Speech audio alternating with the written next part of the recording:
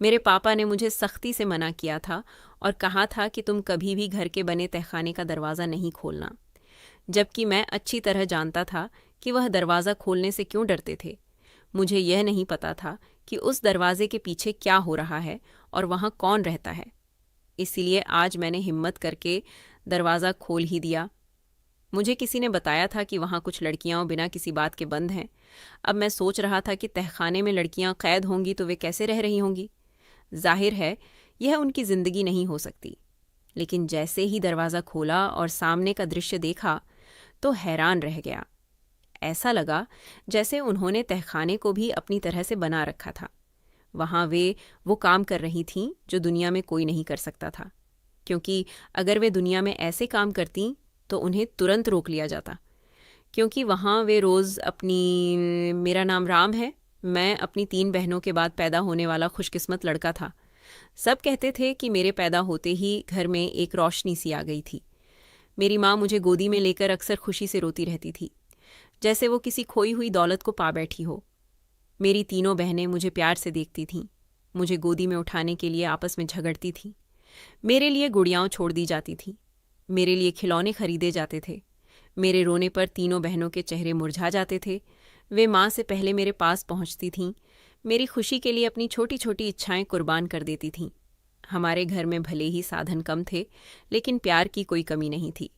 एक छोटा सा पुराना मकान जिसकी दीवारों पर नमी रहती थी, जिसकी छत टपकती थी, जिसके दरवाजे चरचराते थे, लेकिन इन दरवाज़ों के पीछे एक ऐसा सुकून था जो शायद महलों में भी न मिलता। हमारे पापा सख्त मिजाज के थे, उनकी आंखों में हमेशा गुस्सा रहता था। उनके कदमों की आवाज़ सुनते ही हम सब डर जाते थे, लेकिन वह मुझसे बहुत लाड करते थे। मुझे गोदी में उठाते थे, मेरे गाल चूमते थे, मुझे चाँद कहते थे। उनके इस बर्ताव पर बहनें हंसती थीं, माँ मुस्कुराती थीं। मुझे भी याद है कि हमेशा मेरे साथ एक बच्ची सी रहती थी जो मुझे नहलाती थी, मुझे खिलाती थी, मेरे साथ खेलती थी, मुझे सुलाती थी। वह मेरी बहनों में सबसे छोटी थी, शायद इसी वजह से वह मुझसे सबसे ज़्यादा जुड़ी हुई थी। मैं उसके बिना सोता नहीं था, मैं उसके बिना खाता नहीं था। मुझे सिर्फ उसी की गोदी में सुकून आता था। मुझे नहीं पता कि वह सब कैसे हुआ, लेकिन एक दिन ऐसा आया जब मेरी बहनें अचानक से गायब हो गईं। एक सुबह उठकर देखा तो घर में सन्नाटा था। माँ रो रही थी, पापा गुस्से में दीवारों पर मुक्के मार रहे थे, मोहल्ले वाले आ जा रहे थे, दरवाजे पर भीड़ थी, हर कोई सवाल कर रहा था। माँ के आंसू रुकने का नाम नहीं ले रहे थे। मेरी छोटी बहन का जोड़ा बिस्तर पर पड़ा था, उसके जूते दरवाजे के पास रखे थे, कंघी आईने के पास रखी थी, जैसे वह अभी तैयार होकर आने वाली हो, लेकिन वह कभी नहीं आई। पापा से लोग पूछते थे कि बहनें कहाँ गईं, तो वह गुस्से में आकर कहते थे, सारी की सारी एक साथ भाग गईं। यह सुनकर लोग दांतों में अंगुलियां दबा लेते थे, कुछ हंसते थे, कुछ अफसोस करते थे, कुछ सलाह देते थे, कुछ चुपचाप वापस चले जाते थे। मुझे उस वक्त यह बात समझ नहीं आती थी कि एक साथ तीनों बहनें कैसे जा सकती हैं, कहाँ जा सकती हैं, क्यों जाएंगी, जबकि कल ही रात हम सब ने मिलकर खाना खाया था। माँ ने उनके बाल संवारे थे, उन्होंने मेरे साथ छिपन छिपाई खेली थी। मेरी एक बहन ने मुझे जगाकर दूध पिलाया था। वे कैसे जा सकती हैं, एक साथ क्यों गईं, कब गईं, मुझे कुछ समझ नहीं आया। उस दिन के बाद माँ की ज़बान बंद हो गई, वह बोलना भूल गई या बोलना छोड़ दिया। वह एक बिस्तर पर लेटी रहती थी, उसके होंठ सूखने लगे थे, उसकी आंखों में सिर्फ आंसू थे। वह किसी से कुछ नहीं कहती थी, सिर्फ छत को देखती रहती थी, या कभी कभी मेरी तरफ देखकर आंखें बंद कर लेती थी। पापा पहले बहुत गुस्सा करते थे, लेकिन फिर वह भी चुप रहने लग गए। उन्होंने काम पर जाना बंद कर दिया था, दिन भर किसी कोने में बैठकर सिगरेट पीते रहते थे या मेरी तरफ देखकर आहें भरते थे। सिर्फ मुझे गोदी में उठाते थे, सिर्फ मुझसे बात करते थे, जैसे मैं ही उनकी दुनिया बचा सकूं, जैसे मैं ही उनकी आखिरी उम्मीद हूं। उन दिनों मैं कुछ समझ नहीं पाता था। मुझे सिर्फ अपनी माँ की बेज़बान आंखें याद हैं, जो रोज़ मुझे कुछ कहने की कोशिश करतीं, लेकिन कुछ नहीं कह पाती थीं। मेरी बहनें मेरी याद में ख्वाबों में आतीं, उनके हंसने की आवाज़ें मेरे कानों में गूंजतीं, उनका स्पर्श मुझे महसूस होता। मुझे लगता कि वे सब कहीं पास हैं, किसी कमरे में छिपी बैठी हैं और अभी निकल आएंगी, मुझे गले लगाएंगी, मुझे चॉकलेट देंगी और कहेंगी कि वे सिर्फ मजाक कर रही थीं। लेकिन ऐसा कभी नहीं हुआ। मेरा बचपन खामोशी में ढलने लगा। पुराना मकान और भी सुनसान हो गया। इस मकान के दर दीवार में उनकी आवाज़ें गूंजती थीं, उनकी हंसी गूंजती थी, उनके कदमों की आवाज़ सुनाई देती थी। मेरे पापा के दादा का मकान था यह, जो वसीयत के बाद पापा के हिस्से में आ गया था। सब लोग कहते थे कि यह पुराना खंडहर है, यहाँ कुछ नहीं मिलेगा। लेकिन पापा जानते थे कि ऐसे मकानों की कीमत दुनिया में क्या होती है, इसलिए वह चुप रहे, कोई जवाब नहीं दिया। मकान से बाहर का आंगन वीरान होता जा रहा था। किचन में चूल्हा कम जलता था। माँ का बिस्तर वहीं का वहीं रहता था। उसके आसपास दवाइयों की बोतलें, पुरानी चादरें और उसके खामोश आंसू होते थे। माँ की सांसें धीमी हो रही थीं, उसकी आंखें मद्दम हो रही थीं। वह कुछ नहीं बोल पाती थी, लेकिन एक अजीब सा इशारा करती रहती थी। शुरू में किसी को समझ नहीं आया, लेकिन जब वह बार बार एक ही दिशा में हाथ उठाती और एक ही शब्द धीरे से दोहराती, तो मुझे धीरे धीरे इसका मतलब समझ आने लगा। वह कहती थी, तेरा बाजार, तेरा बाप, जुल्म। मैंने इस बात को कई दिन सोचा, इसके अर्थ को खंगाला। मैंने अपने अंदर सवालात पैदा किए। मैं सोचता रहता था कि पापा ने कौन सा जुल्म किया है, किस बाजार की बात हो रही है। क्या माँ कुछ कहना चाह रही है जो कह नहीं पा रही? क्या वह कोई सच बताना चाहती है जो उसके सीने में दफन है? मेरे लिए यह सवाल पहेली बन गए और जवाब कोई नहीं मिला। एक दिन माँ की आंखें बंद हो गईं, सांसें रुक गईं। उसकी उंगलियां जो इशारा कर रही थीं वह भी सड़ात हो गईं। वह चली गई जैसे मेरी बहनें चली गईं, जैसे हंसी खुशी की सारी कहानियां कहीं गुम हो गईं। मेरी दुनिया वीरान हो गई। मैंने रोकर सिर्फ एक आंसू बहाया था, लेकिन वह आंसू मेरे दिल की सारी कहानी कह गया। माँ चली गई, बहनें पहले ही गायब थीं। अब मैं अकेला रह गया था। ये खंडहर हो चुका मकान अब्बू की खामोशी से और भी सूना होता जा रहा था। वह अब पहले जैसे नहीं रहे थे। मुझे हर रात अम्मी की गोद याद आती थी, बहनों की उंगलियां याद आती थीं जिनसे वे मेरे गाल सहलाया करती थीं। वे दुआएं याद आती थीं जो अम्मी सोते जागते वक्त मेरे लिए किया करती थीं। अब कुछ भी नहीं बचा था, बस यादें थीं और खामोशी। अम्मी की मैयत पर फूफी आई थीं। फूफी अब्बू की इकलौती बहन थीं। अब्बू उन्हें बहुत मानते थे, लेकिन आज वह खुद रो रही थीं और बार बार अम्मी की लाश को देखकर हिचकियाँ लेकर रोती थीं। मैंने हैरत से पूछा, आप तो अब्बू की बहन हो, फिर इतना क्यों रो रही हो? तो उन्होंने मेरी तरफ देखकर एक थपकी दी और कहा, बेटा, इस औरत ने इस घर में कितने दुख झेले हैं। मैंने कहा, फूफी, अम्मी चली गईं? फूफी ने कहा, हाँ बेटा, वह इस घर में रहते हुए मर ही तो गई। औलाद का दुख सबसे बड़ा दुख होता है। मैंने पूछा, कैसा दुख? फूफी ने आह भरकर कहा, तेरा बाप जितना सीधा नजर आता है ना, उतना सीधा है नहीं। वह बहुत कठोर दिल और खुदगर्ज आदमी है। मैंने पूछा, फूफी, क्या मतलब? मेरी बहनें कहाँ गईं? फूफी ने मेरी आंखों में देखकर कहा, बेटा, तुम्हें अभी तक सच नहीं बताया गया। तुम्हें तो यही बताया गया कि तुम्हारी बहनें खुद भाग गई थी ना। मैंने सिर हिलाकर हाँ कहा तो फूफी बोली, यह सब झूठ है। तुम्हारी बहनें भागी नहीं थीं, उन्हें तुम्हारे अब्बू ने खुद गायब करवाया है। मैं चौंक गया और कहा, क्या वाकई ये सच है? फूफी ने कहा, हाँ बेटा, यह बहुत कड़वा सच है, लेकिन सच यही है। तुम्हारे अब्बू को बेटे का जुनून था। जब पहली बेटी हुई तो उसने सब्र किया, दूसरी बेटी हुई तो चुप रहा, तीसरी हुई तो भी बर्दाश्त किया, लेकिन जब चौथी बेटी हुई तो वह पागल हो गया। वह तो चाहता ही नहीं था कि इतनी बेटियां हों, बल्कि वह तो बेटियों को बोझ समझता था। तुम्हारी चौथी बहन नाजिया बहुत ही कमज़ोर पैदा हुई थी और तुम्हारे अब्बू की लापरवाही की वजह से उसकी मौत हो गई। तभी से तुम्हारी अम्मी ने बिस्तर पकड़ लिया और ज़िंदगी से बेजार हो गई। फिर अल्लाह ने तुम्हें दे दिया, यानी बेटा, जिसकी तुम्हारे अब्बू को तमन्ना थी। लेकिन जैसे ही बेटा पैदा हुआ, उसने बाकी बेटियों को ख़त्म करने का इरादा कर लिया। तुम्हारी दो बड़ी बहनें तो समझदार थीं, लेकिन तुम्हारी सबसे छोटी बहन नाजिया, जो तुम्हारे बहुत करीब थी, वह तो बिल्कुल नन्ही सी बच्ची थी। उसका क्या हाल हुआ होगा, आज भी सोचकर मेरे रोंगटे खड़े हो जाते हैं। तुम्हारी अम्मी ज़ुबान से तो कुछ न कह सकीं, लेकिन आँखों से सब कुछ कह जाती थीं। हर रोज़ वह अजीब इशारे करती थीं। वह तेरा बाजार, तेरा बाप, जुल्म है कहती थीं। तुम समझ नहीं पाते थे, लेकिन अब वक्त आ गया है कि तुम सच जानो। तुम्हारे अब्बू ने तुम्हारी बहनों को कहीं और भेज दिया या शायद उनके साथ कुछ और कर दिया, ये तो वही जानता है। मैंने पूछा, फूफी क्या वो जिंदा होंगी? फूफी बोली, बेटा अल्लाह ही जानता है, 3-4 साल बीत गए हैं, कहाँ होंगी, किस हाल में होंगी, कोई खबर नहीं। और ये बात तुम्हारे अब्बू के मुंह से निकलेगी भी नहीं। वह तो समझता है कि उसने कुछ गलत नहीं किया, उसके नज़दीक बेटियाँ गैर ज़रूरी बोझ थीं। मैंने कहा, फूफी क्या मुझे कुछ नहीं पता चल सकता? क्या मैं उन्हें ढूंढ नहीं सकता? फूफी ने कहा, बेटा यह रास्ता बहुत मुश्किल है, लेकिन अगर तुम सच्चाई जानना चाहते हो तो तुम्हें हर कदम सोच समझ कर रखना होगा, क्योंकि तुम्हारा बाप आसानी से कुछ नहीं बताएगा। मैंने फूफी के अल्फाज दिल में बैठा लिए। मेरे अंदर कुछ टूट गया। मेरी अम्मी मर गई थीं, मेरी बहनें गायब थीं, और अब मुझे लगने लगा था कि मेरा बचपन भी मर गया है।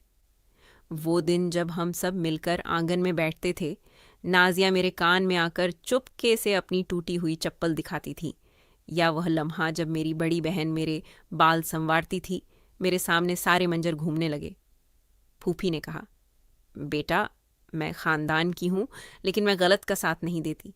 मैंने हमेशा सच का साथ दिया है और आज भी दे रही हूँ। तेरे बाप ने जुल्म किया है और तुम्हें उसका हिसाब लेना होगा। मैंने कहा, फूफी मैं बहुत छोटा हूँ, कहाँ तलाश करूँ?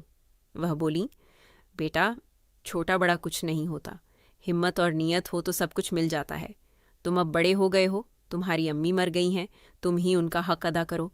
तुम्हारे बाप को आईना दिखाओ, तुम्हारे घर की इज्जत तुम्हारी बहनें थीं और उसने वह इज्जत खुद अपने हाथों से ख़त्म कर दी। मैंने अपने आंसू पोंछे और अम्मी के चेहरे की तरफ देखा। वह खामोश थीं, लेकिन ऐसा लगता था जैसे वह मुझसे कुछ कह रही हों, जैसे वह अपने बेटे से उम्मीद लगा बैठी हों। मैंने दिल में कसम खाई कि जब तक अपनी बहनों को तलाश न कर लूँगा, चैन से नहीं बैठूंगा, चाहे मुझे सारी दुनिया छाननी पड़े, चाहे मेरा अपने पिता से रिश्ता टूट जाए, लेकिन मुझे उनका पता लगाना ही है, क्योंकि वे मेरी बहनें हैं। वे मेरी दुनिया थीं और शायद आज भी हैं। मेरी माँ ने अपनी ज़िंदगी उनके गम में गुजार दी। मेरे पिता ने अपने जुल्म को छिपा लिया, लेकिन मैं अंसर अब खामोश नहीं रहूँगा। मैं हर उस दरवाजे पर दस्तक दूंगा जहाँ से कोई सुराग मिल सकता है। मैं हर उस इंसान से सवाल करूँगा जो कुछ जानता होगा। मुझे पता है कि यह आसान नहीं होगा, लेकिन मैंने ठान लिया है, क्योंकि मेरे दिल में माँ की खामोशी गूंज रही है, मेरी बहनों की चीखें सुनाई दे रही हैं, और मेरा ज़मीर मुझे झंझोड़ रहा है कि अंसर, अगर तुमने भी खामोशी इख्तियार की तो फिर तुम भी उनके कातिलों में शामिल हो जाओगे। फूफी ने मुझे गले लगाकर कहा, बेटा जा, अब सच का सामना कर जा और उन बहनों के लिए लड़ जो शायद तेरे लिए कुर्बानी दे गईं, जिनका वजूद छीन लिया गया, जिनका बचपन तबाह हो गया, जिनके ख्वाब टुकड़े टुकड़े हो गए। जा बेटा जा, और अपने अंदर के मर्द को जगाकर जालिम को बेनकाब कर, ताकि कल कोई और बाप ऐसा जुल्म न कर सके। मैंने अपनी माँ की मैयत को आखिरी बार देखा और अपने दिल में वादा किया कि अम्मी, मैं आपकी खामोशी को आवाज़ दूंगा। मैं उन तमाम सवालों के जवाब लेकर रहूँगा जो आपके चेहरे पर लिखे थे, और अपने पिता को उनके जुल्म का आईना दिखाकर रहूँगा। मेरे पापा मेरा बहुत ख्याल रखते थे, मेरी हर बात मानते थे। कभी मेरी किसी बात से उन्होंने इनकार नहीं किया था, लेकिन आज मैंने सोचा कि मैं उनसे यह बात भी पूछूंगा, क्योंकि अब मैं जवान हो चुका था और माँ भी इस दुनिया से रुखसत हो चुकी थी। माँ के जाने के बाद पापा ही खाना बनाते थे, वही घर के सारे काम करते थे। सुबह जल्दी उठकर मेरे कपड़े प्रेस करते थे, मेरा नाश्ता बनाते थे और फिर मुझे स्कूल भेजते थे। शाम को मेरे इंतज़ार में बैठे रहते थे कि मैं आऊँ तो अपने हाथों से मुझे खाना खिलाएं। मुझे कभी माँ की कमी महसूस नहीं हुई थी, क्योंकि पापा ने माँ और बाप दोनों का किरदार एक साथ निभाया था।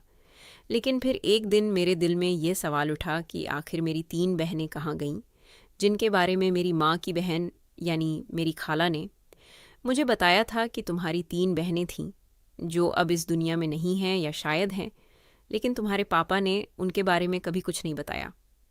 मैं ये बात सोचता रहा और एक दिन खाने के दौरान हिम्मत करके पापा से पूछ बैठा कि पापा, मुझे पता चला है कि मेरी 3 बहनें थीं और आप कहते हैं कि वे घर से भाग गईं, तो कहाँ गईं वे? आप मुझे उनके बारे में कुछ बता सकते हैं? पापा ने मेरी बात सुनकर मेरी तरफ खामोशी से देखा और फिर कहा कि तू क्या करेगा? जानकर मैंने कहा कि मुझे उनसे मिलना है, मुझे अपनी बहनों को ढूंढना है। मेरी माँ की बहन यानी मेरी खाला ने मुझे कहा था कि अपनी बहनों का ख्याल रखना तो मेरा फ़र्ज़ है कि मैं उन्हें ढूंढूं। पापा ने मेरी आंखों में आंखें डालकर कहा कि तेरी माँ तो वैसे ही पागल औरत थी, तुझे भी पागल बना गई है। पागल औरत की बातों में न आया कर। वे लड़कियां जो घर से भाग जाती हैं वे कभी वापस नहीं आती।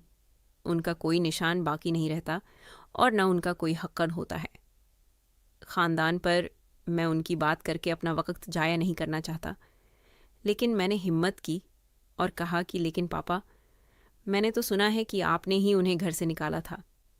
इतना कहना था कि मेरे पापा, जिन्होंने कभी मुझ पर हाथ नहीं उठाया था, उन्होंने गुस्से में आकर मेरे मुंह पर एक ज़ोरदार थप्पड़ दे मारा और चिल्लाकर कहा कि आज तू इतना बड़ा हो गया है कि मुझ पर इल्ज़ाम लगा रहा है। जा दफ़ा हो जा यहाँ से, तुझे आज खाना नहीं मिलेगा। मैं हैरत से उन्हें देखता रह गया। मेरी आंखों से आंसू निकल आए, लेकिन मैं खामोश रहा। मैंने महसूस किया कि ज़रूर कुछ ऐसा है जो पापा छुपा रहे हैं, क्योंकि जिसने गुनाह किया होता है वही सबसे ज़्यादा गुस्से में आता है और सबसे ज़्यादा चिल्लाकर सच को दबाने की कोशिश करता है। मैंने 2 दिन तक पापा से बात नहीं की, वो भी चुप रहे। लेकिन तीसरे दिन वो खुद मेरे पास आ गए, मेरे लिए खाना लाए, मुझे प्यार से बुलाया और कहा कि बेटा, मैं गुस्से में था, मुझसे गलती हो गई। मैंने उनसे कुछ नहीं कहा, लेकिन दिल में एक फ़ैसला कर लिया कि अब मुझे सच जानना है कि मेरी बहनें कहाँ गई थीं, उनके साथ क्या हुआ था और पापा उनके बारे में क्यों झूठ बोलते हैं। अगली रात मैंने एक अजीब सा मंजर देखा जो मेरे लिए बिल्कुल नया नहीं था, क्योंकि पहले भी मैं ऐसी आवाज़ें सुनता रहता था, लेकिन इस बार कुछ अलग था। रात का समय था, मैं नींद में था, लेकिन मुझे कुछ आवाज़ें सुनाई दीं जो तहखाने की तरफ से आ रही थीं। पहले भी पापा कहते थे कि ये आवाज़ें पड़ोसियों के घर से आती हैं, लेकिन आज मैंने साफ सुना कि वो आवाज़ें तहखाने से ही आ रही थीं। जैसे कोई किसी से झगड़ रहा हो, जैसे कोई किसी से फरियाद कर रहा हो, या जैसे कोई किसी को मार रहा हो। मेरे दिल में एक अजीब सी बेचैनी हुई।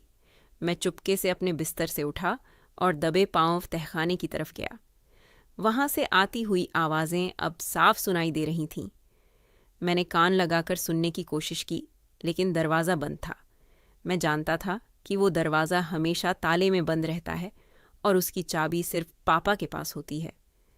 मैं वापस अपने कमरे में आ गया और पूरी रात यही सोचता रहा कि आखिर वहाँ क्या छुपा है, कौन है जो वहाँ से आवाज़ें निकालता है। अगले दिन मैंने चुपके से पापा की जेब देखने की कोशिश की, लेकिन चाबी वहाँ नहीं थी। मैंने उनके कमरे की तलाशी ली, लेकिन सफल नहीं हुआ। कई दिनों तक मौके की तलाश में रहा कि किसी तरह वो चाबी मिल जाए और मैं उस राज से पर्दा उठा सकूं जो उस तहखाने में दफन है। फिर एक दिन ऐसा आया जो मेरे लिए मौका भी था और अफसोस का कारण भी। पापा को सड़क पार करते हुए एक तेज़ रफ्तार बाइक ने टक्कर मार दी। उन्हें अस्पताल ले जाया गया। वहाँ डॉक्टरों ने कहा कि उनकी टांग की हड्डी टूट गई है और उन्हें ऑपरेशन की ज़रूरत है। लेकिन मेरे पास इतने पैसे नहीं थे कि मैं ऑपरेशन करवा सकूं। मैं पापा को वापस घर ले आया। वो बहुत ज़िद्दी थे। उन्होंने कहा कि मैं खुद ही ठीक हो जाऊंगा। मैंने उनका ख्याल रखा, उनकी दवाइयाँ समय पर दीं, खाना खिलाया और उनकी सेवा की। लेकिन दिल में एक बात बार बार आ रही थी कि अब मुझे मौका मिल गया है। एक दिन जब पापा सो रहे थे, मैंने दबे पांव जाकर उनके तकिए के नीचे हाथ डाला, क्योंकि मुझे शक था कि चाबी वहीं कहीं रखी होगी, और मेरी किस्मत की चाबी वहीं थी। मैंने वो चाबी निकाली और दिल ही दिल में फैसला किया कि आज रात मैं उस तहखाने में जाऊंगा और देखूंगा कि वहाँ क्या है। क्या सच में कोई है? क्या वहाँ कोई कैदी है, या फिर कोई पुराना राज जो बरसों से छुपाया जा रहा है? चाबी मेरे हाथ में थी। मैंने अपने दिल को संभाला और दबे पांव तहखाने की तरफ बढ़ा। दिल जोर जोर से धड़क रहा था, सांसें बेकाबू हो रही थीं, लेकिन जिज्ञासा इतनी थी कि मैंने अपने कदम रोकने की कोशिश ही नहीं की। मैं तहखाने के दरवाजे के पास पहुंचा और चाबी को ताले में डाला। जैसे ही ताला खुला, एक अजीब सी बदबू मेरी नाक से टकराई। मैंने दरवाज़ा धीरे से खोला। अंदर अंधेरा था। मैंने हाथ मारकर स्विच तलाशने की कोशिश की। आखिरकार हाथ स्विच से टकराया और तहखाने में रोशनी फैल गई। मेरे कदम वहीं रुक गए। मेरी आंखें फटी की फटी रह गईं। मैंने जो मंजर देखा वो मेरी सोच से भी ज़्यादा भयानक था। मेरी नज़र सबसे पहले एक बाथरूम पर पड़ी जो छोटे से कमरे के कोने में बना हुआ था। लेकिन असली हैरानी मुझे तब हुई जब मैंने सामने 3 लड़कियों को ज़मीन पर बैठे देखा। उनके चेहरे कुछ जाने पहचाने से लग रहे थे। मैंने गौर से देखा तो पहचान गया, ये तो मेरी अपनी बहनें थीं, जिन्हें मैं मरा हुआ या घर से भागी हुई समझता था। जैसे ही उन्होंने मुझे देखा, उनकी आंखों में चमक आ गई। वो सब एकदम से मेरी तरफ दौड़ी और मुझे गले से लगा लिया। उनके शरीर कमज़ोर थे, चेहरों पर थकान थी, मगर उनकी आवाज़ में वह अपनापन था जो सालों का फासला भी मिटा देता है। वे बार बार पूछ रही थीं कि तुम कैसे हो, माँ कैसी है, माँ कैसी है, और मैं वहीं खड़ा रह गया। मेरे होंठों से शब्द नहीं निकले। मैंने सिर्फ इतना कहा कि माँ तो 1.5 महीने पहले इस दुनिया से चली गई। यह सुनकर उनकी आंखों से आंसू बहने लगे। बड़ी बहन ज़मीन पर बैठ गई और दोनों हाथों से सिर पकड़ लिया। छोटी बहन, जो ज़्यादा उत्साहित लग रही थी, मेरे गले से लगकर फूट फूट कर रोने लगी। थोड़ी देर सन्नाटा छाया रहा। फिर मैंने पूछा कि तुम लोग यहाँ क्या कर रही हो। बड़ी बहन ने धीरे धीरे बताया कि हम यहाँ सर्दियों के कपड़े बनाते हैं, स्वेटर बुनते हैं, और फिर छोटी बहन उन्हें बाजार में बेच कर आती है। वहीं से खाने पीने का सामान लाती है और कभी कभी किसी ज़रूरत की चीज़ भी उठा लाती है। हमने तुम्हें कभी नहीं बताया क्योंकि पापा ने सख्त मना कर रखा था। जब तुम आते थे तो हम खुद को छुपा लेते थे, कभी अलमारी में, कभी बाथरूम में, और कभी कारपेट के नीचे बने एक गुप्त कमरे में। हमने अपनी ज़िंदगी के 10 साल यहाँ बिता दिए हैं, मगर हमने हिम्मत नहीं हारी। माँ की मौत की खबर सुनकर दिल टूट गया। वही माँ जो रातों को उठ उठकर हमें दूध पिलाया करती थी, वही माँ जो खुद भूखी रहती थी मगर हमें खाना खिलाती थी। हम उसे आखिरी बार भी नहीं देख पाए। हम तो यही समझते थे कि पापा हमें बाहर इसलिए नहीं ले जाते क्योंकि उन्हें हमसे बहुत प्यार है, मगर आज पता चला कि वे हमें दुनिया से छुपा रहे थे। शायद उन्हें लगता था कि हम उनके लिए शर्मिंदगी का कारण हैं, या शायद वे किसी पुराने गम या जिद का बदला हमसे ले रहे थे। मैं वहीं बैठ गया। मैंने उनके हाथों को देखा। वे सख्त हो चुके थे, उन पर ऊन के धागों के निशान थे। मैंने उनसे कहा कि पापा का एक्सीडेंट हो गया है, उनकी टांग टूट गई है और डॉक्टर ने कहा है कि ऑपरेशन करना पड़ेगा, लेकिन मेरे पास पैसे नहीं हैं। यह सुनकर तीनों बहनें घबरा गईं। उन्होंने एक दूसरे की तरफ देखा और फिर छोटी बहन उठी और कोने में पड़े एक लोहे के बक्से को खोला। उसमें से एक कपड़े की थैली निकाली। उस थैली में सैकड़ों नोट थे। उन्होंने बताया कि ये पैसे हमने इन कपड़ों को बेच बेच कर जमा किए हैं ताकि किसी दिन बाहर की दुनिया में जा सकें या किसी बड़े काम में काम आए। तुम पापा को अस्पताल ले चलो, हम पैसे दे देंगे। मैंने उनसे पूछा कि क्या तुम लोग सच में उस आदमी की इतनी चिंता कर रही हो जिसने तुम्हें 10 साल से कैद में रखा हुआ है? तो बड़ी बहन ने कहा कि जैसा भी है वह हमारा बाप है। हमने उनसे नफरत करना सीखा ही नहीं। माँ ने हमेशा हमें सब्र सिखाया है और पापा की इज्जत करना सिखाया है। तुम हमें उनसे मिला दो। हम सिर्फ इतना कहना चाहते हैं कि अब हम छिपकर नहीं जीना चाहते, हम उनके सामने सिर उठाकर जीना चाहते हैं। मैंने उन्हें तहखाने से बाहर निकाला। वे थोड़ा झिझक रही थीं, आंखों में डर था, जैसे किसी ने सदियों बाद सूरज देखा हो।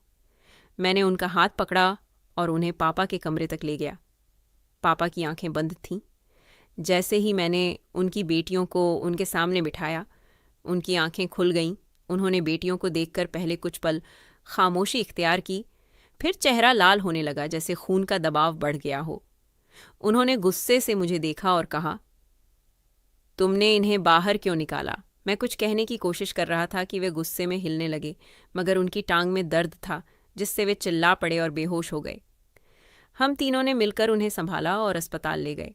यहाँ डॉक्टर ने कहा कि ऑपरेशन तुरंत करना पड़ेगा, नहीं तो नुकसान बढ़ जाएगा। मैंने चुपचाप डॉक्टर को देखा और कहा कि मेरे पास पैसे नहीं हैं। तभी मेरी बहनें आगे बढ़ीं और बोलीं कि हम देंगी। उन्होंने वही कपड़े की थैली डॉक्टर के हाथ में दी। डॉक्टर हैरान रह गया कि ये पैसे कहाँ से आए। उसे लगा कि हम किसी बड़े व्यापारी परिवार से हैं। हमने कुछ नहीं कहा, बस इतना बोला कि ये हमारे पिता की ज़िंदगी की कीमत है और हम इसे अदा करेंगे। पापा को ऑपरेशन थिएटर ले जाया गया। हम तीनों बहनें और मैं एक बेंच पर बैठे रहे, चुपचाप इंतज़ार करते रहे। दिल में उम्मीद भी थी और डर भी, लेकिन उस पल हम सब एक थे। हम चारों एक परिवार की तरह बैठे थे, जिसे वक़्त और हालात ने बिखेर दिया था, मगर आज किस्मत ने फिर से जोड़ दिया था। हम एक दूसरे को देख रहे थे। हमारे बीच शब्दों की ज़रूरत नहीं थी, सिर्फ खामोशी बोल रही थी, और ये खामोशी सालों के दुख दर्द की गवाह थी। जब पापा को होश आया तो डॉक्टर उनके पास आया और नरम लहजे में बताया कि आपका इलाज आपकी बेटियों ने करवाया है। वही बेटियां जिन्हें आपने तहखाने में छिपाकर दुनिया से अलग कर दिया था, उन्होंने ही आपके इलाज का पूरा खर्च उठाया। ये सुनते ही पापा के चेहरे पर जैसे हजारों जज्बात एक साथ उमड़ आए। जो अक्सर सख्त लहजे और कठोर चेहरे वाले थे, आज उनकी आंखों से आंसू बह रहे थे और कांपती आवाज में बस इतना कह सके कि मैंने अपनी ही बेटियों के साथ इतना बुरा किया, उन्हें अंधेरे में रखा, उनकी ख्वाहिशों को कैद कर दिया, उन्हें दुनिया से काट दिया। लेकिन आज वही मेरी बेटियां मेरे लिए फरिश्ता बनकर सामने आ गईं। पापा ने मेरी बहनों से माफ़ी मांगी। मेरी बहनों ने एक पल भी बर्बाद किए बिना उनके हाथ थाम लिए और कहा कि कोई बात नहीं पापा, आप हमारे पापा हैं। हमें इस बात से फ़र्क नहीं पड़ता कि आपने हमारे साथ क्या किया। हम सिर्फ इतना जानते हैं कि आप हमारे पिता हैं और हमें अपने पिता से कोई शिकायत नहीं। हमारी आंखों में आंसू थे, लेकिन उनमें गुस्सा नहीं था, दुख नहीं था, सिर्फ अपनापन था, मोहब्बत थी, खुलूस था। कुछ दिन पापा अस्पताल में रहे। डॉक्टर ने कहा कि अब उन्हें घर ले जाओ, तो हम सब ने पापा को सहारा दिया और घर ले आए। वही घर जो कभी माँ की खुशबू से महकता था, अब वीरान हो चुका था, लेकिन मेरी बहनों ने जैसे उसमें नई जान डाल दी। वही बहनें जिन्होंने माँ के साथ सारी उम्र गरीबी और तन्हाई में काट दी थी, उन्होंने घर के कोने कोने को चमका दिया। माँ के कमरे से लेकर रसोई तक हर जगह सफाई की, हर दीवार में नई रूह डाल दी, हर दरवाजे को धो डाला, हर कमरे को सजा दिया। जैसे माँ को श्रद्धांजलि दे रही हूँ, जैसे कहना चाहती हूँ कि माँ, हमने तेरा घर फिर से वैसा ही बना दिया जैसा तू छोड़ कर गई थी। खाना बनाया, पापा की पसंद का खाना बनाया, उनका बिस्तर नरम किया, उनके लिए साफ कपड़े निकाले, उन्हें सहारा देकर सोफे पर बैठाया। पापा को कुछ वक़्त लगा समझने में कि ये सब कुछ वही बेटियां कर रही हैं जिन्हें वो कभी कमज़ोर समझते थे, हीन समझते थे। उसी दिन हमने फूफी को भी बुलाया। वो भी आईं। जब सब कुछ देखा तो उनकी आंखें भी नम हो गईं। कहने लगीं कि जो भगवान चाहता है वही होता है। यहाँ डॉक्टर ने कहा कि ऑपरेशन तुरंत कराना पड़ेगा, वरना नुकसान बढ़ जाएगा। मैंने चुपचाप डॉक्टर को देखा और कहा कि मेरे पास पैसे नहीं हैं। तब मेरी बहनों ने आगे बढ़कर कहा कि हम देंगे। उन्होंने वही कपड़े की थैली डॉक्टर के हाथ में थमा दी। डॉक्टर हैरान रह गया कि ये पैसे कहाँ से आए। उसे लगा कि हम किसी बड़े कारोबारी परिवार से हैं। हमने कुछ नहीं कहा, बस इतना कहा कि यह हमारे पिता की जिंदगी की कीमत है और हम इसे चुकाएंगे। पापा को ऑपरेशन थिएटर ले जाया गया। हम तीनों बहनें और मैं एक बेंच पर बैठे रहे, चुपचाप इंतज़ार करते रहे। दिल में उम्मीद भी थी और डर भी, लेकिन उस पल हम सब एक थे। हम चारों एक परिवार की तरह बैठे थे, जिन्हें वक्त और हालात ने बिखेर दिया था, मगर आज किस्मत ने फिर से जोड़ दिया था। हम एक दूसरे को देख रहे थे। हमारे बीच शब्दों की ज़रूरत नहीं थी, बस खामोशी बोल रही थी, और ये खामोशी सालों के दुख दर्द की गवाह थी। जब पापा को होश आया तो डॉक्टर उनके पास आकर नरम लहजे में बोला कि आपका इलाज आपकी बेटियों ने करवाया है। वही बेटियां जिन्हें आपने तहखाने में छुपाकर दुनिया से काट दिया था, उन्होंने ही आपके इलाज का पूरा खर्च उठाया। उन्होंने पूरे पैसे दिए थे। ये सुनते ही पापा के चेहरे पर जैसे हजारों जज्बात एक साथ उमड़ आए। जो अक्सर सख्त लहजे और कठोर चेहरे वाले थे, आज उनकी आंखों से आंसू बह रहे थे और कांपती आवाज़ में बस इतना कह सके कि मैंने अपनी ही बेटियों के साथ कितना बुरा किया। मैंने उन्हें अंधेरे में रखा, उनकी ख्वाहिशों को कैद कर दिया, उन्हें दुनिया से अलग कर दिया। लेकिन आज वही मेरी बेटियां मेरे लिए फरिश्ता बनकर सामने आ गईं। पापा ने मेरी बहनों से माफ़ी मांगी। मेरी बहनों ने एक पल की भी देरी किए बिना उनके हाथ थाम लिए और कहा कि कोई बात नहीं पापा, आप हमारे पापा हैं। हमें फ़र्क नहीं पड़ता कि आपने हमारे साथ क्या किया। हम बस इतना जानते हैं कि आप हमारे पिता हैं और हमें अपने पिता से कोई शिकायत नहीं है। हमारी आंखों में आंसू थे, लेकिन उनमें गुस्सा नहीं था, दुख नहीं था, बस अपनापन था, मोहब्बत थी, सच्चाई थी। कुछ दिन पापा अस्पताल में रहे। डॉक्टर ने कहा कि अब इन्हें घर ले जाइए, तो हम सब ने पापा को सहारा देकर घर ले आए। वही घर जो कभी माँ की खुशबू से महकता था, अब वीरान हो चुका था। लेकिन मेरी बहनों ने जैसे उसमें नई जान डाल दी हो। वही बहनें जिन्होंने माँ के साथ सारी उम्र गरीबी और तन्हाई में काट दी, उन्होंने घर के कोने कोने को चमका दिया। माँ के कमरे से लेकर रसोई तक हर जगह सफाई की, हर दीवार में जान डाल दी, हर दरवाजे को धो डाला, हर कमरे को सजा दिया जैसे माँ को श्रद्धांजलि दे रही हों, जैसे कहना चाहती हूँ कि माँ, हमने तेरा घर वैसा ही बना दिया जैसा तू छोड़ के गई थी। खाना बनाया, पापा की पसंद का खाना बनाया, उनका बिस्तर मुलायम किया, उनके लिए साफ कपड़े निकाले, उन्हें सहारा देकर सोफे पर बैठाया। पापा को कुछ समय लगा समझने में कि ये सब वही बेटियां कर रही हैं जिन्हें वो कभी कमज़ोर और कमतर समझते थे। उसी दिन हमने फूफी को भी बुलाया, वो भी आईं। जब सब कुछ देखा तो उनकी आंखें भी नम हो गईं। कहने लगीं कि जो भगवान चाहे वही होता है। देर आए दुरुस्त आए। तुम्हारे पापा आज समझे हैं कि बेटियां क्या होती हैं।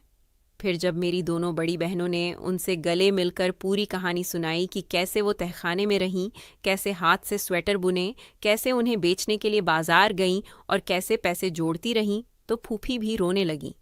उन्होंने कहा कि बेटियों जैसी नेमत किसी किसी को मिलती है और जिसे मिल जाए उसे शुक्र करना चाहिए। और उसी समय उन्होंने अपने बेटों के लिए रिश्ता मांग लिया। पापा ने जब अपनी दोनों बेटियों से पूछा तो उन्होंने सिर हिलाकर हाँ कह दिया कि हमें कोई ऐतराज़ नहीं, हमें अपने ही परिवार में रहना है। हमें माँ बाप का घर छोड़ना है तो ऐसे रिश्तेदारों के पास जाई जो हमारे दुख सुख समझते हों, जो माँ की जुदाई में हमारे साथ रोए हों। फूफी ने फौरन कहा कि महीने के अंदर शादी कर देते हैं। सब ने सहमति जताई और तैयारियां शुरू कर दी। वही घर जो 1 महीने पहले वीरान था, अब हंसी खुशी से गूंजने लगा। बहनों की हंसी, छोटी बहन की शरारतें, पापा की नज़रें जिनमें सुकून था, संतोष था, शायद कुछ पछतावा भी था, लेकिन सबसे ज़्यादा शुक्र था कि अल्लाह ने मेरी बेटियों को मुझसे फिर मिलवा दिया। शादी की तैयारियों में सब व्यस्त हो गए। बड़ी बहनों ने कपड़े सिलने, जेवर सजाने, घर सजाने तक हर काम खुद किया जैसे ये उनका फ़र्ज़ हो। साथ ही वो छोटी बहन का भी ध्यान रखती जो अब भी कम उम्र की थी मगर बहुत समझदार थी। वह कहती थी कि आप लोग खुश रहो, मैं आपका ध्यान रखूंगी। पापा की दवा वक्त पर देना, उनके कपड़े बदलवाना, उनका साथ देना, सब उसी की जिम्मेदारी थी।